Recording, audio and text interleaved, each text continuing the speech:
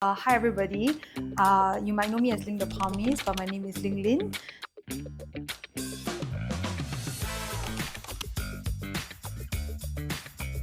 You do not need to be psychic to do this. I thought it was a gift, it's a curse actually. A lot of times, right, let's be honest, the only reason why your life sucks, right, is because you suck at taking responsibility for your life, simple as that.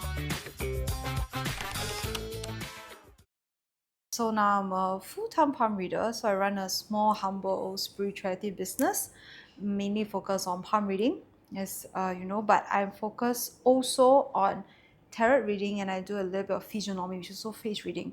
It's something that I've been doing for about, now I'm 31, 16 years, okay? But I've officially been doing this, be it as a sideline business or main bread and butter, for about 14 years. Now this is my 4th year doing it as a full-time business. So prior to this, I was a full-time luxury fashion merchandiser. I was actually studying in London, and I was based in London and Paris for about up to 6 years. I graduated from London College of Fashion. I majored in procurement, buying and merchandising. Okay, my stint include working in Balenciaga. I worked in Louis Vuitton. I worked in Off-White. I worked in Chanel. I worked in Harrods. I worked in Selfridges. So quite a lot of you can say something like reputable brands, be it not just working as their part-time associate, to probably say also doing procurement, buying, merchandising, purchasing, working in their headquarters, things like that. So it was very much related to luxury fashion and business. Before that, I did not have dreams to become a palm reader. Okay, I'm a normal human being. Okay. All I wanted was to be able to work hard, look good, do well, achieve financial freedom. But my very, very big passion was in creativity, and my first love in creativity was actually in fashion. While I was in poly, I was doing palm reading as a sideline business. I worked in A&F, Abercrombie and Fitch. Last time it was very cool, right? As a model, whatnot, things like that. So I was doing that. I had my own fashion business, like web store, like e-commerce. About 14 years ago, it was still the pioneer generation. It was not not everybody was doing it. It's not so commercialized yet. So actually, I did that as well, and I did freelance styling. So all these sort of like sideline fashion related jobs were something that sort of like unknowingly became my fashion portfolio. But I didn't study in NAFA or LaSalle. So me applying to London College of Fashion, even though it was something that intuitively felt right for me, I'm somebody that really listened to my intuition. However, it did not make sense because I didn't major in an actual fashion course. So the chances of me getting in was actually extremely slim. But then when they offered me actually the pass to be able to take on my BA honors without even going through foundation, I was like, oh my god, this is a door for me, right? So literally I was like, okay, I'm going to do it. For me, once I decide I want something, I will willingly do right by it. And then that's when I told her, okay, so for me, I think promises are very important. If I say something, I will do it. If I do it, then I'll willingly do right by it. And it's all the way and never look back. So after 6 hours, I replied her, I said, okay, I'm going to take it up. And then that was where I decided to do right by myself. So when I was 19, I packed 2 luggages. I shipped myself to London. And then from that day, I never looked back. So basically, when I did that, it really trained me from a very young age to see the ugly realities of the world. So when I went out there, I didn't ask a single cent from my parents. So I was a full-time student running a full-time lifestyle. I was a student during the day, and then even during the day, right, I will be actually also doing a lot of work, and then after school, I will be working a lot. So be it I worked in All Saints, I worked in Emperor Armani, I worked in Chanel, I worked in Harrods, I worked in Selfridges. I took up internships. I never went home for about 2.5 years. So I was working every day. It was like an army lifestyle, like Singapore army lifestyle. I literally every day 8 a.m. to 1 a.m. every day. It was very disciplined. I don't have a day off. So those jobs were to support your living To expenses. realistically Then. support myself, to me, it was always about efficiency, effectiveness. It was killing 2 birds with 1 stone. First things first, it would be very good on my CV, because in order to be a buyer and merchandiser, you have to really understand your client and market. In order to do so, you need to go on the ground to better understand how the market is like. The best way to do so is via, maybe say, it can be sales job, it can be styling job. It's a very good way as a market research to understand what the industry needs while also paying my bills. And it's also a very good, credible portfolio in my CV and my resume. So basically, it was all in one. And then that's where I really suffered the harsh realities of life, because in Singapore, I'm actually very pampered. So I'm from a not bad background. My family's not filthy rich, but we're definitely way above average. So we're like top 20% now in Singapore. I never had to cook a meal in my life before. I don't even know how to boil egg before I go. Like seriously, I don't know how the stove works. I'm not joking. I don't know how to sweep the floor. I've never done any of these kind of things. Okay. I only knew how to work hard for a living because my mom never spoon-fed me. But basically all these basics of life, which was actually the most important things in life in terms of like physical discipline, I knew nothing. When I went down there, my lifestyle drastically dropped to where I had to maybe say sleep in a shoebox room where my rental is about still £1,000 a month, live with people, and then also still had to work very hard. And then I didn't even have a single cent from my parents because my mom is a dragon mom. She would never. When she said she's not gonna support me, she's really not gonna support me. And then when you go into a school where a lot of people are actually from with very strong international background and also very wealthy background, you see the disparity. So basically, I was, inverted commas, casted to the realities of life while seeing, like, in Singapore, I was actually very sheltered. Like, I am from a good background, but when you see that other people are from way better backgrounds where their family owns, like, private yachts, you know, like private jets and things like that, it really set you into the disparity of what actual reality is. And that literally broke my illusion. So that made me didn't just not just work harder, I had to work smarter and I had to learn how to be very, very disciplined. And then that was where throughout the entire trajectory, right, from a very impartial perspective, like it sounds very wow, credible, right? Like amazing that I can like work, I can work so long hours, you know, I built such an amazing portfolio, right? But behind the scenes, right, the amount of like tears I had, the amount of like difficulties and sacrifices that I had to go through, right, emotionally, and the kind of emotional scar I had, right, where I felt I was always ostracized. I mean, fashion is known to be a very toxic industry as well. I was very ostracized for my looks, my height, my weight, my credibility, my skin color. I don't have enough money. It's like I finally understood the pains of being ostracized in life because of looks, because of financial background, because of the amount of money that I'm earning, because of who I actually am, right? That really made me put even more hopes into spirituality, because I can do palm reading. So also I do palm reading for myself. When I do palm reading for myself, I hold on to the hope that this is not the end of my career. I'm gonna make it through life. So every day I pine with I pine a lot of hopes on my lines changing for the better. And then actually at a point of time, my lines were very reactive, aged between 19 to 25 years old, where there were a lot of success lines appearing or disappearing, with a lot of like fear lines, worry lines, anxiety lines. A lot of these were appearing and disappearing accordingly. So it's very reactive. And I was holding on to the hope of my lines changing for the better. So life got, so that I will remember very clearly that this misery, I'm going to get out of it, and then life will get better. Then after graduating and then going through life, and then like with a credible, maybe say resume and CV and experience, right? I went to Paris to work for a year, study there for a year as well. And then when I came back and graduated, that was where like it seems like I had a lot of very good experience and things like that. So I started working in Singapore as well. So I came back because I didn't want to be too far away from family. Then when I came back to Singapore and I started working, and then when my friend accidentally spilled online, like on social media, that I can do palm reading, that's where actually some of my sideline business or clients grew in terms of like the number of clients.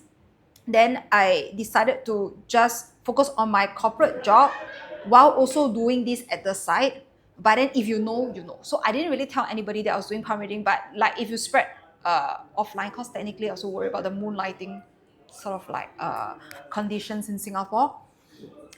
And then I thought that that's where my misery ended, because I saw that specifically between 24, 25 until I was about like 26, 27 years old, it'll be a very good turning point for me where I'll see even clearer where my real career trajectory is. It was supposed to be something like, probably say it's like a spurt growth in awareness, which will lead to ROI in the future. So my instinctive assumption, even when I see online lines, is like, oh, I'm going to get more credibility in my work and things like that.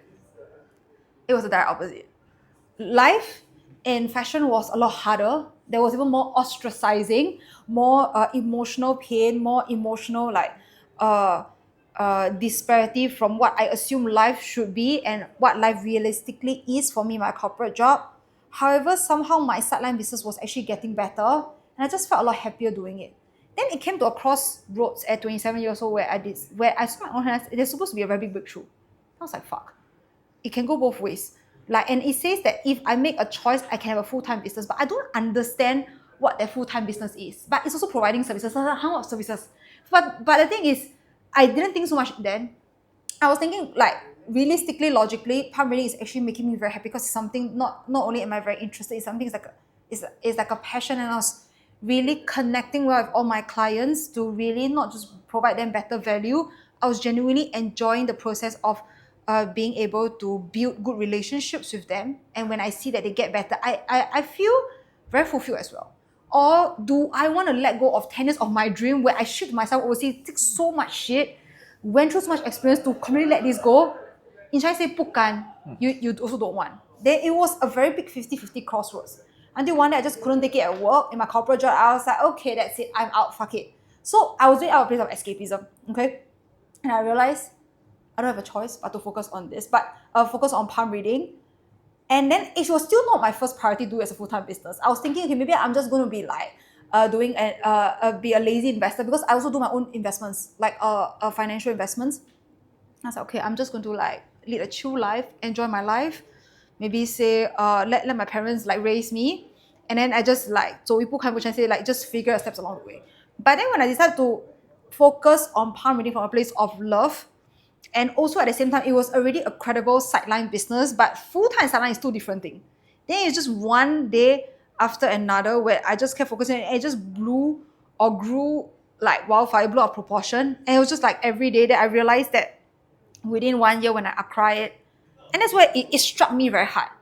That my palm line said that I was going to do a business, it was this. But you know, trying to say 近在眼前, you never realize that it was this. It's because I refused to still fully, willingly accept myself for what I really am supposed to do. And then what I thought was from a place of escapism, right? What inspired me from actually, if I'm going to be very honest, out of escapism, because I just wanted to avoid the corporate life. But when I really did right by palm reading, because I allowed my passion to provide better value and service to others, that was the true meaning of actual service. And that's why I did better than expected it is. That's why I chose to make this as my business. So something that I didn't think was supposed to be a business became a business, even though it was inspired from escaping the difficulties in life, it became something that served for a greater good. Right. And now you mentioned about the palm reading that you've been doing on the side for the last 16 years. So you must have started when you were still in school. 15? Yeah. So how did you first get into palm reading? Like, how did you learn how to palm read? It was something that I was inspired by from a very young age, because my dad has a lot of like numerology related book, palmistry related book, tarot related book. So I mean, after playing Barbie doll, right? You know, like, cause I like Barbie doll, I'm a girl, normal. Then after that, I'll see my dad reading, and I love reading as well. So naturally, like, you know, as a child, you just follow your whatever your parents are doing, right? So I'll just take my dad's book and I'll just be very curious, like, hey, what does this palm line mean? What are these? What does the length of your finger means? Because palm reading, I don't just read the lines. I read the ratio in between your palms and your fingers. So all these actually all matter. So I'll just feel that it's just very interesting, and somehow I pick this up faster than whatever I learned in maths and science. Like it's just etched in my head. Like I have photographic memory, and I realized that I have this weird intuition that when I look at a book, because there are many palmistry related books in the world, whatever that is written by a certain author, I just have this weird intuition. Maybe it's gifted. I'll consider myself lucky in this aspect that I can tell which one is accurate, which one is not.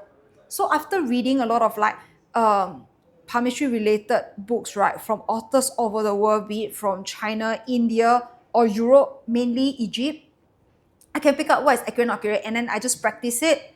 17 years of practice, I realize what is more accurate and what's not. And then I fuse my own theory and relatability of what works. So I would say half of it is really, you can call it like intuition. The other half is from thorough years of study. And so this is really interesting. Did you at any point like discovered the gift that you have in terms of this, or was it just through the journey you had this affinity towards when you were reading the books? I think it's more of the latter. I never thought it was a gift, it's a curse actually, to me.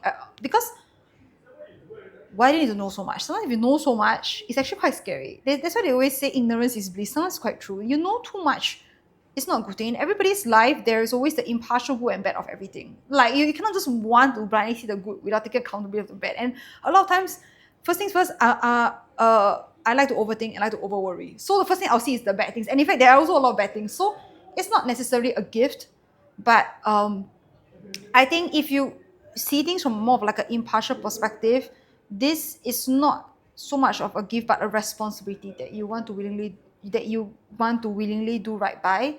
Then I made peace with it when it became a business about 3-4 years ago. So it's if people want to go into palm reading, they want to do it as a proper sideline business or even as a career trajectory. My best advice is not to make it as something that will accrue validation or accrue sort of like financial recognition for you. But if you look at it as a responsibility to serve others, but of course not at the expense of you, you would think it will be meaningful. And it's something that you can actually learn. But if you want to do it, maybe say super professionally, to a certain extent, you need a certain level of intuition, yes. But to do it, maybe say you want to do short readings or something that maybe say can really benefit the community, you can actually statistically learn it. Anybody can do it actually. You do not need to be psychic to do this because it's not a psychic job. It's just statistical metaphysics dated 3,000 years ago. So basically for you, you felt like you had that intuition, which is a layer on top of like the hard science underneath the palm reading. Yes. So that leads me to the next question, right? I think most people would probably understand palm reading as a form of a fortune telling. Like for you, how would you describe what palm reading is? I mean, yes, it's a way to see it as a form of fortune telling. But rather than fortune telling, I think it's more of like giving statistical advice that are projections of your current conditions and actions that is sort of aligned with you at any one point in time. Because everybody knows, I'm pretty sure you got hear of this phrase, you are what you attract. Life reflects you as you are. You plant what seed, you get what fruit. Basically, this logic everybody knows. But when you apply this into palm reading, it is highly relatable and relevant. Basically, it is just a reflection on palm reading because palm reading is just a potential sort of projection of whatever past seeds that you have been planting and current seeds that you're planting and the potential seeds that you will auto plant, that you auto sort of like align with. All these will be the clear projection or clear potential projection of how your life will be like in the future. Because palm lines, right? A newborn baby's hand, right? You only have 3 key lines: your heart line, your mind line, and your life line. Everything else in your palm lines is a blank slate. Why? Because your life is a blank slate. As you grow, as you age, the way you think will subconsciously affect your immediate actions or your long-term actions. And all this will be reflected into your palm lines. That's why your lines can appear and disappear according to how you lead your life. That's why ultimately, palmistry, I feel, is the most relatable fortune-telling sort of like mechanism to be a clear reflection of how much accountability you're willing to take in your life to get you to your success. I see. So in short, like you're almost saying that your action and how you lead your life would affect the type of lines you have yes. on your palm. And that's what you're able to tell from the palmistry. Okay. And how would it be, how different is it from other forms like 八字, maybe numerology, astrology? I know one is obviously the method which you're approaching is different, but how is there like a key difference across the various methods? Oh, very big difference. So, 八字 is basically a little bit like Western astrology. So, 八字 is like Eastern astrology. Natal chart is Western astrology. So, depending on the time and place that you were born, the specific like location that you are born, right, be it city or country, is where the stars are aligned at that point of time. It will give you a potential map of what your life is like and what you are meant to be like. palm reading is different, that there are certain things that are potentially set in stone for you, but how you react to what is set in stone for you will properly map out what your potential actual future is. There's a very big difference. So 八字 is based on, they will ask you, or even Eastern astrology is 八字, Western astrology is natal chart. They will ask you for a specific date of time and birth, right? You see the way they project into your future, right, is based on energy shifts and based on how your life is supposed to be like. They will map out what's potentially for you. But it's not based on your conditions of your actions. It's based on when realistically you're born, how your life is supposed to potentially pan out. And natal chart, they don't really project into fortune telling. They tell you how to actualize your highest potential. They show you where you can potentially really learn how to live up to the best parts or the worst parts of your character, because it's a very in-depth analysis of how you are like in areas that you are potentially not even aware of. That's natal chart. Then 八字 is more like what you can potentially be based on what life has really potentially mapped out for you from a specific date and time of birth. Palm reading is in between. There are some things that are meant for you, yes. If you autopilot or you live under a potential, it's also clearly reflected in your headlines. If you can even transcend your charts or your potential, this is very hard. Not everybody can do this, honestly. It is also clearly reflected in your headlines. It's just a very statistical reflection of who you are. So basically, the other methods could be a point in time, the information that like your birth, your time, and the stars alignment during that period is like a fixed reading on the future. It's a fixed potential forecast of what you are potentially made of. Right. But palm reading is something it's a bit like you use the word reactive, where it will change according to how you are behaving. Yes. That is very interesting. And so now you've been doing this for the last 16 years, maybe the last few years where you were doing it full time. How is the industry for palm reading like in Singapore or even like a broader Asia?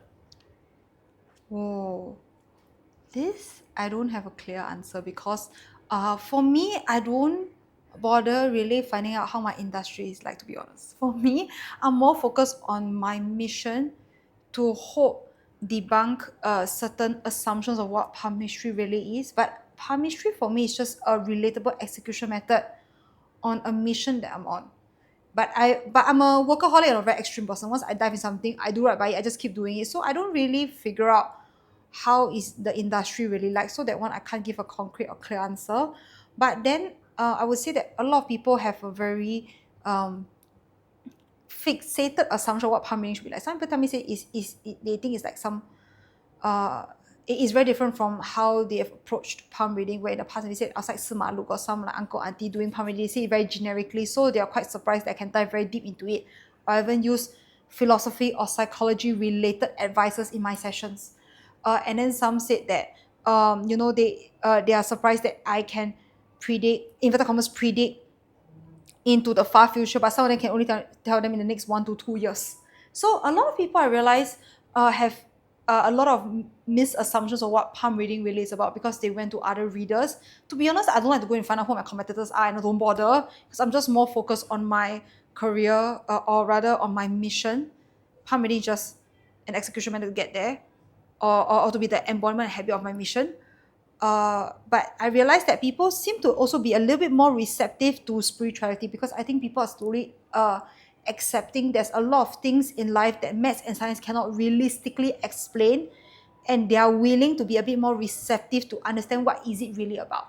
Not necessarily very like in a Singlish term we say pantang, where you just blindly listen, follow, or be reactive to it, but they're more receptive to understand how can this really positively contribute to their lives. Right. So this is also very interesting, because I think I myself maybe fall under that camp. I'm curious about all these, whether it's palm reading and 八字 and stuff. I'm not sure whether is it linked to spirituality, but it's also like a genuine curiosity in wanting to understand a little bit more. And you mentioned about people having misconception. What is usually the biggest misconception about palm reading? People think that palm reading can change their lives, or they use it as a method, and they blame maybe say universe or maybe say palm, like the readings itself, like maybe say from palm reading, right, as as a way to escape their difficulties in life. But a lot of times, right, let's be honest, the only reason why your life sucks, right, is because you suck at taking responsibility of your life. Simple as that. Okay, and this is very provocative, but yes, this is what it is. You don't take responsibility, life reflects you exactly as you are. That's where life don't work out. Or some people are very funny. As you say, if I cut my hand lines or to cut certain depth of a line in the money area, then I have more money. It doesn't work like that, okay? Your lines are just a reflection of you. You want more money, then you work smarter, then you have more money. Simple as that. So people like to blame, and then when things don't turn out well, then they blame affinity, they blame life, they blame their palm lines, they blame their hands for not giving them good life. But actually, it's just them. So they come for palm reading, thinking that maybe they can get your help to try to change their life. Is that the yes, and they expect me to tell them good things to escape the realities of life. And they think a lot of readings will help them escape realities of life. And who are these normally like your customers who come and do palm reading? Oh, Like, you mean generically? Is it? generically, yeah. Oh, actually, I have quite a wide range of clients. So Is there like a main demographic or profile? recently, a lot of I would say more likely entrepreneurs, C-suites, and sometimes V-level executives. Because some of them, what I do is that I do spiritual business consultancy with them.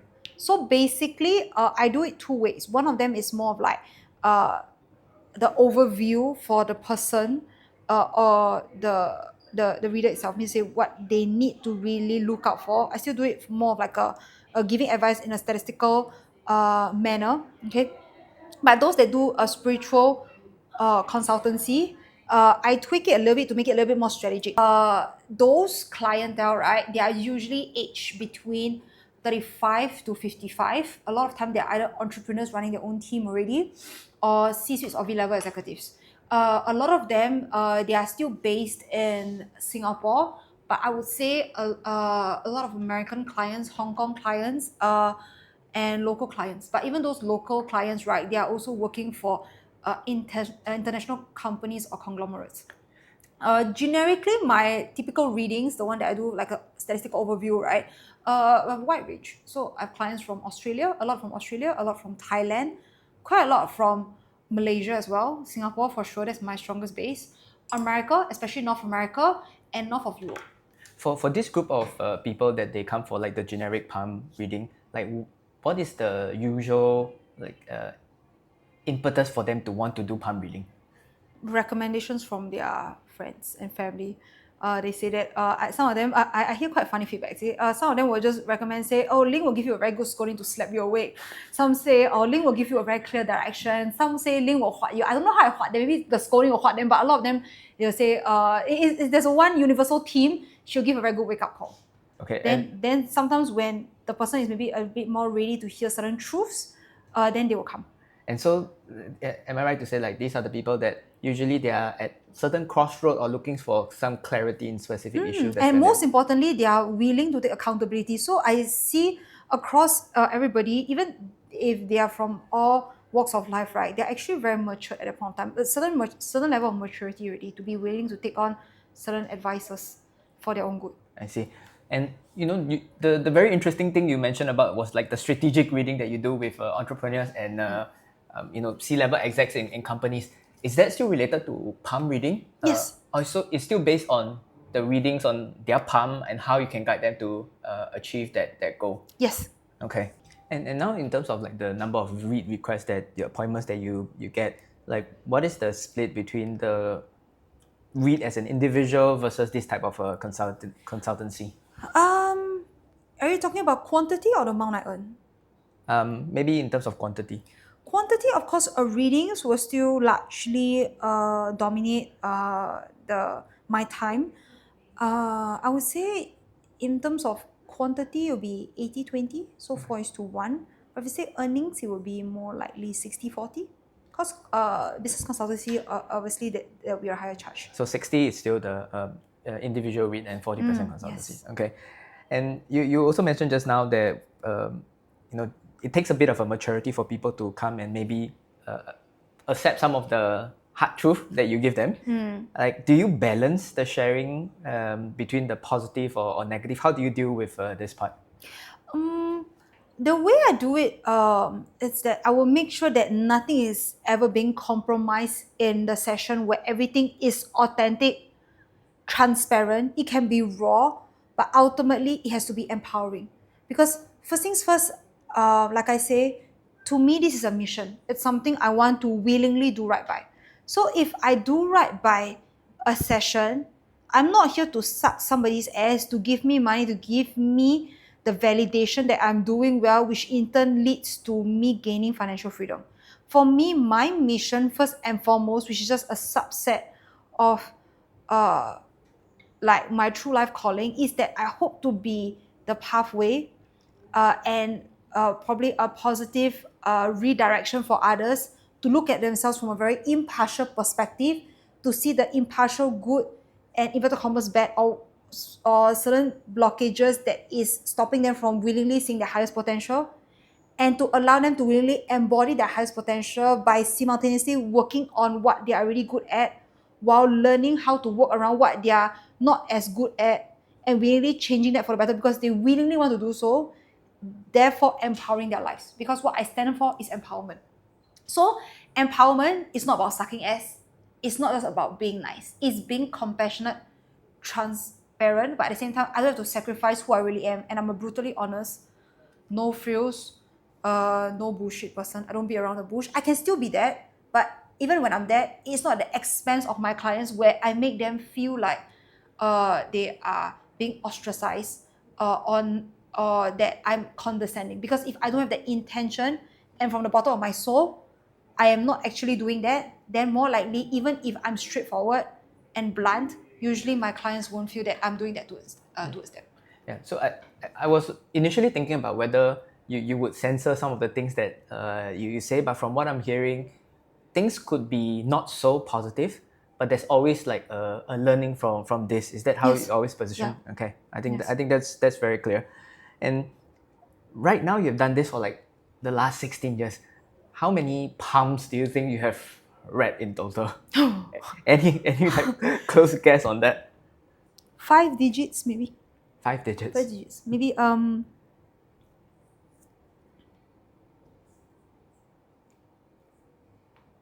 12,000. 12,000. 13,000. That's like almost 1,000 palms read per year. On average, you can say that, but I would say the first few years, a few hundred maybe. Okay. So Yeah. you mentioned that you also read your own palms, right? Is there anything that you need to prepare yourself as you read your own palm? Because you could be finding out, of course, good things, then that's great. But if you are reading things that are not so great, how do you have to self-regulate yourself? How often do you read your own palm? I stopped reading. It's something that I choose to discipline myself, to prevent myself from doing so for the last, I would say, 18 months. And since, I think, second half of 2023, I stopped it already. Because instead of over-fearing, being so overly hopeful about the future, but still stuck in the past, maybe say old way of doing things, the most important thing is to live in the present, no? And to act with awareness on the present. That's why the present is a gift. So I don't read my own palm. So you stop. But and before that, what was your objective of reading your own palm? Just like everybody else, I don't know what my future is like. To inverted commas control my life. But now I don't do it anymore.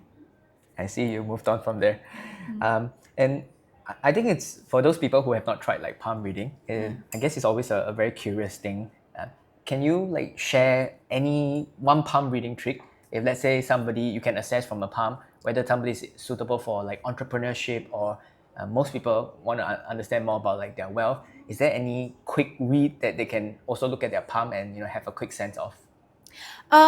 Basically, if you look at your palms, right? Okay, if your palms, they are actually like, can you see like there are like all these are called bumps. So bumps are called like your fleshy mounds, to showcase your capacity and abilities for certain traits that will maybe say strategically point you to a certain career trajectory or certain life that you can have. One very clear indicator is this. This is called your this is your Mercury mount. If you have a fleshy bump here, okay, like mine, okay, over here, so it's fleshy as compared to other bumps, right?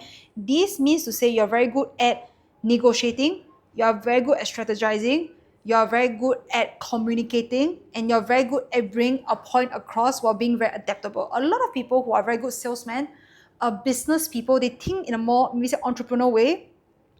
They have a very clear bump here, and it's usually the most prominent one. So a lot of people who have this kind of bumps, right?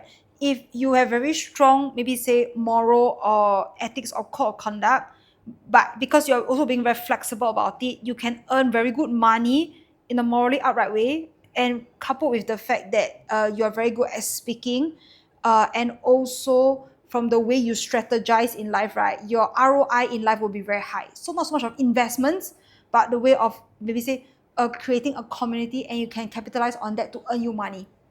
However, a lot of people who don't have very good morals, right, because you're also very good at talking and strategizing within a community, if you don't have very good morals, a lot of scammers who are also actually very good businessmen, if you realize, they will also have these bumps. They are very extreme people. So one is looking at the bump.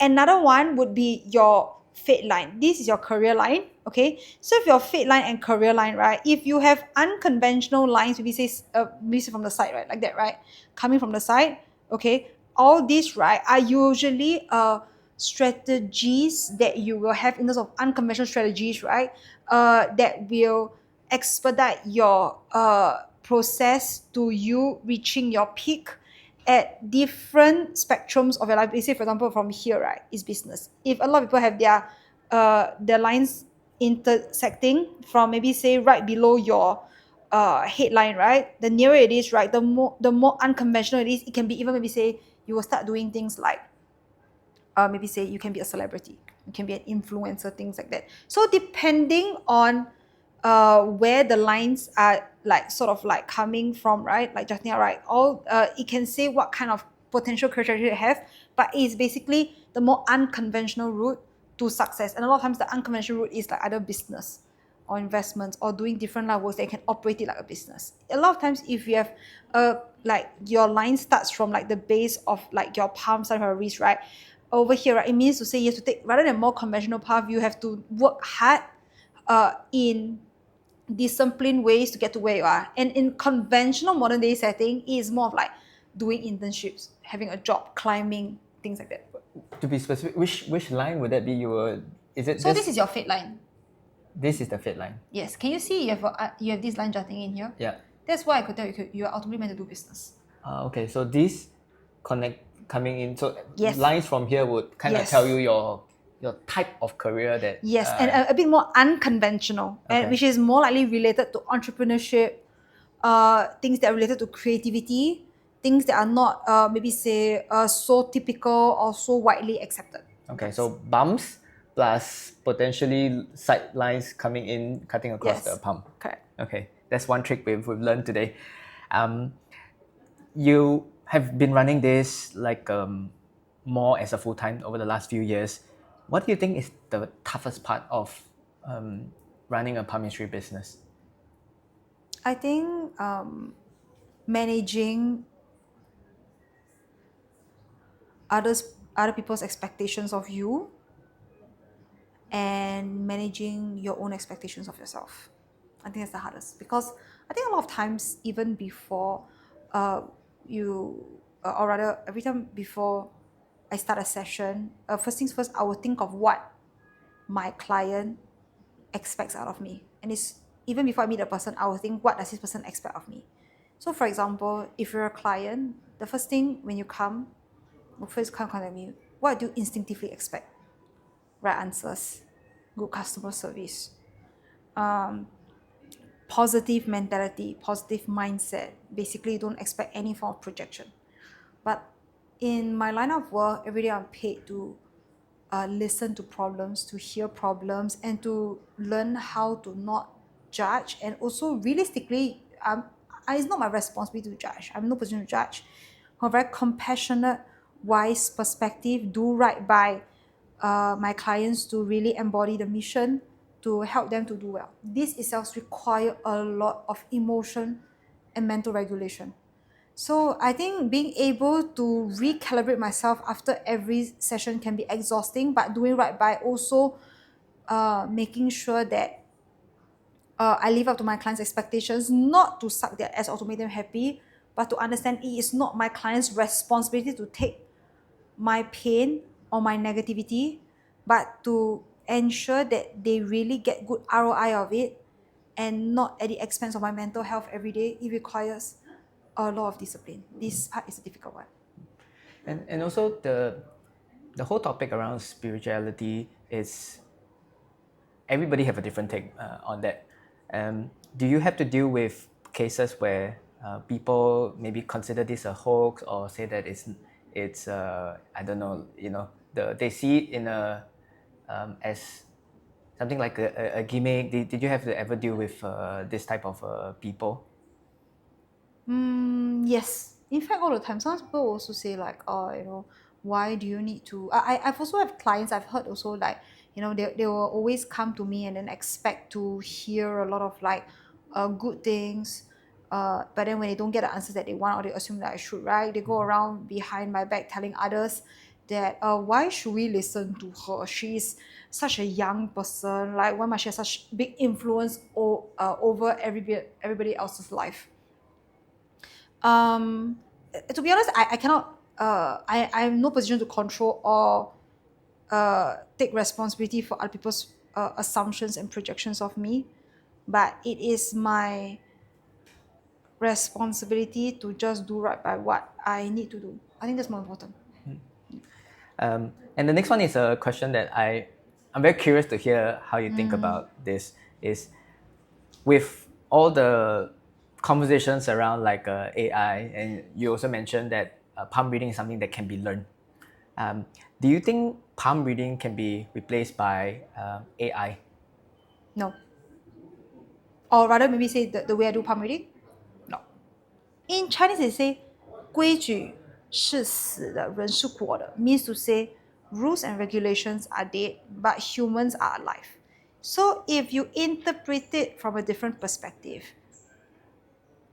palm reading, yes, you can learn it, but if you want the service to be able to maybe say generate a good ROI from the reading, to be able to have better value in your life or to have better awareness of yourself, right?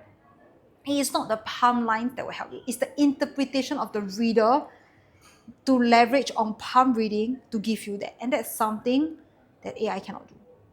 AI can provide a wide space of convenience and accessibility to knowledge of what palm reading is, but how to interpret your lines to give better advice to really genuinely help the client is not something that AI can do. So if you're asking, maybe say from the way I approach palm reading, probably not. But if you're talking about technicalities, knowledge definitely can, yes. But if you're asking whether AI can do readings, but can do maybe say the typical, maybe say sort of like sessions in palm reading where you just potentially project your project into your future or do fortune telling, yes, can. But probably if you're asking about how I can help others, then no. I kind of also see maybe some people, like you said, right? They come and look for you when they need a bit more clarity. To me, it also feels like the process of sharing it with somebody is also a form of therapy. And maybe on top of your interpretation, I think this part, maybe AI won't be able to replace, but hard science, they probably can scrape everything, all the knowledge, and have Yes. a set of rules, right? Yes. So now I want to talk more about like how you think about what's next for Ling the Palmist. I know you see it also as a form of a service to your clients, but how do you see like your goals going forward for Ling the Palmist? Any dreams and goals that you want to achieve? Paralysis, instead of dreaming, it's about doing, no? So instead of dreaming, I don't dream anymore. I just act on what I truly believe in. I don't expect to hope to expand my business exponentially, but I do hope to be able to increase the ROI of hope and empowerment for every client that comes to me. Because to me, every client that comes to me, they are my benefactor. There is a reason as to why I cross path with them, be it via online or offline. There's a reason why I cross path. And to me, every day I come, I'll be very grateful to be able to do a session with them, because I see all my clients as my benefactors. Because through them, I can see a clear reflection of what I need to work on myself, either to be more relatable to them, to get my point across, so that they are able to want to willingly lead a better life for themselves, or a better reflection of what I can do better to lead a better life for myself. Because whatever they are doing is a reflection of what I am potentially doing. I need to learn how to stop doing that. So in order for my clients to get better and to do better, I myself need to learn how to get better and do better. Because I cannot say I want my clients to do better and just blindly give advice without being the embodiment of it. So I just actually, basically, my dreams and hopes are very simple. I just want to be able to see that my clients can get better. In order for them to get better, it's my work first to really get better, to heal and then be a better person. So am I right to say that you don't have like specific goals, but you have a plan, and that plan is consisting of all the action on how you can improve yourself? Yes, and it's a daily habit that I am willing to stick and do right by every day.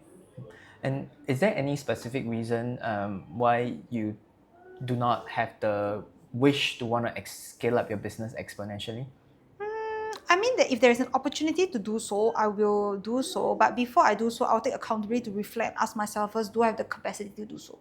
Because there's no point expecting, say, you want to do better, but you do better, you're being paid more for a reason. If I don't have the capacity or the wisdom to be able to do better or scale to the extent without taking the consistent responsibility to embody that kind of responsibility and growth, then what's the point of expecting that to happen? So a lot of people project and wish. I reflect first. Actually, I do that, but I reflect first whether I'm able to do so. And if I'm able to do so and I honor myself, I can, then I will think, okay, what is my next plan of expansion? I won't think of, I want this from a place of hopes and dreams that I can do better, then I work for it. Is what am I not doing right now? I'll reflect first, what am I not doing right that doesn't allow me to work smart? I will start building that habit first. And when I see that that becomes a habit for me already, then I'll plan the expansion. But any chance for growth, be it finance, especially mental and spiritual and emotional growth, if I can do right by it, I'll do right by it first. Because I realize that a lot of times when I do right by this first, my opportunities for financial expansion, my opportunities for career expansion just comes, because it's just a subset and reflection of my actual growth. Somehow it just comes. So I do the opposite. You clearly enjoy a lot of the process of doing this palm reading as a way to also like help other people achieve their potential. Is there other aspects of this journey that you enjoy, this entrepreneurship part, besides the part where you are able to help people? Exceeding my limitations. I never thought that I'll be able to handle the capacity of so much secrets and negativity every day. But I realized that I can. Not because I'm taking it as a weight of the world, but I learned how to be compassionate on myself. And that is already me exceeding limitations, because I can understand the pain of the world, because I used to inflict that pain upon myself. But being able to step out of it to help others willingly want to undo their own conditionings of hurting themselves is actually my motivation to want to do better and get better. So exceeding my limitations mean to say I learn how to undo and unlearn the ways I limit myself. Then the more I do it, the more I'm able to help others. That drives as a very big motivating factor for me to keep on exceeding my own limitations. And do you see yourself more as a palmist or entrepreneur? Entrepreneur. Because it was not palm reading that made me successful. It's what I wanted to do right by palm reading as a mission that made me feel successful. Not just financially successful, that's the bare minimum. Most importantly, emotionally and spiritually successful. But I leverage on palm reading, which is a passion, and spirituality to do right by a mission. So I would say it's more so, I would say more of more of an entrepreneur. And because you also mentioned that both your parents were entrepreneurs, they run separate business, right? Yes. How much was that an impact on you, growing up, and now you are also an entrepreneur yourself, if you reflect on this? I would say family conditioning did play a small part in it. Because my mom always say things like you better generate the highest ROI out of it. Like, do you realize I keep using the word ROI? Because it's a conditioned habit that I'll think, okay, when I do something, I have to work smart. Because when I put in effort, obviously you need to get the best rewards and benefit of it. But I think typically people don't talk like that. It's something that in my family, it's like a habit. It's like like naturally every day you hear this from your parents. You want to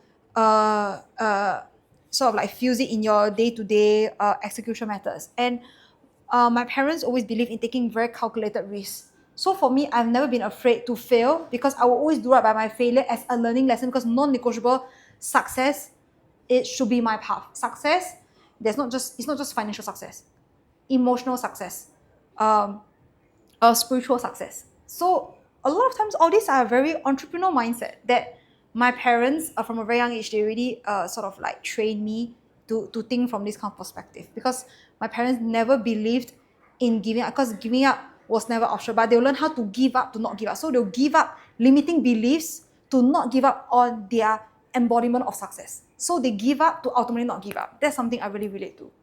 And with your journey so far, it seems like you have really long journey, right? You took yourself out from your comfort zone, went to UK, and then you studied and you built a life there for yourself, then come back, and then now your entrepreneurship journey.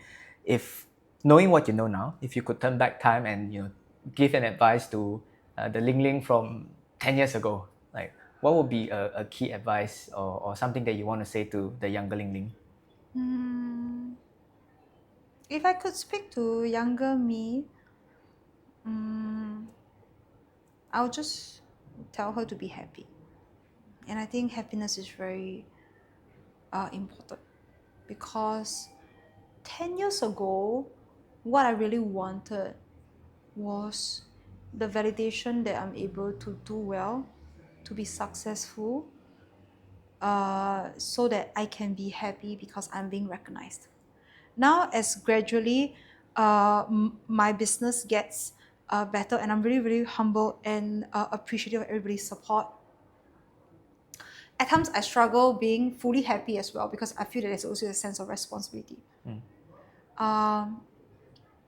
If I can turn back time, I won't change anything about my path, but I would hope to remind her gently that no matter what happens, right, as long as you don't give up on being your happiness, instead of always relentlessly chasing what you assume happiness is, you will enjoy the journey better. I think that's a very wise words back to yourself. I realized this also as I asked quite a few people this question. I think most people appreciate their past for shaping who they are today. So I rarely hear people wanting to change anything, but it's really like maybe giving a little bit more perspective that your learning today or your hardship today is going to take you to a better place. But even if it takes you to a better place, a lot of times being in a better place doesn't necessarily equate happiness. It's better to just willingly enjoy the journey. Because with greater power comes greater responsibility. In fact, you think that by being more successful, you'll be happier. Actually, a lot of times, you'll be a lot sadder if you don't know how to manage yourself. And a leading question up to this would be, do you consider yourself happy now? At peace, contented. I mean, there are other things that I assume can be happy, but after so many years of emotional turmoil, I realized that that kind of assumptions of what can make me happier is just an illusion. It's just my inner critic or my mental, I would say, a lack of mental discipline to always want something better than I can really have. It's a conditioning of lack of self-love sometimes. When you want something you cannot have, it's because you expect something good to happen to cover certain sense of inferiority or insecurity, because your deepest deepest cause you feel insecure. When you don't expect better things to happen, not because you don't think you deserve them, but you just are contented with whatever you're doing and you're in contentment while being growth oriented, that's how you're always at peace. So I would say I'm more at peace, more contented, happy. Yes, but not the typical sort of like happiness that you think like, oh my god, I'm in a very blissful state. No, not so much. Okay, and then the final question, because this podcast is also about entrepreneurship and journey. So, if today there is somebody out there that is interested in starting in pursuing palmistry, two questions. What would be your suggestion to them? And also, do you take apprenticeship? Yes, I actually do take apprenticeship. But a lot of times I don't openly take up apprenticeship because I believe in affinity. So means to say, if they really want to study or learn, they will approach me, and if they approach me, I will see how I'm able to guide them. If I see that they do have an affinity on alignment with spirituality, then I'll teach them. I actually do take classes, or rather, I do teach them personally, but then I don't put it out to the open just yet. I would really consider whether are they even doing this for the right purpose or not. If somebody wants to do palm reading as a business, my best advice is you have to be very morally upright in this. You have to ask yourself, are you doing this because you want to get validation that you are accurate, to be celebrated or loved? Are you willingly doing right by it to genuinely help others? Because in my line of work, honestly, I can be very straightforward. This is also a very provocative speech. People are going to hate me on this, but in my line of work, maybe in this spiritual line, a lot of people are psycho. Because this is not something that is you have educations to back it up. You have qualifications to back it up.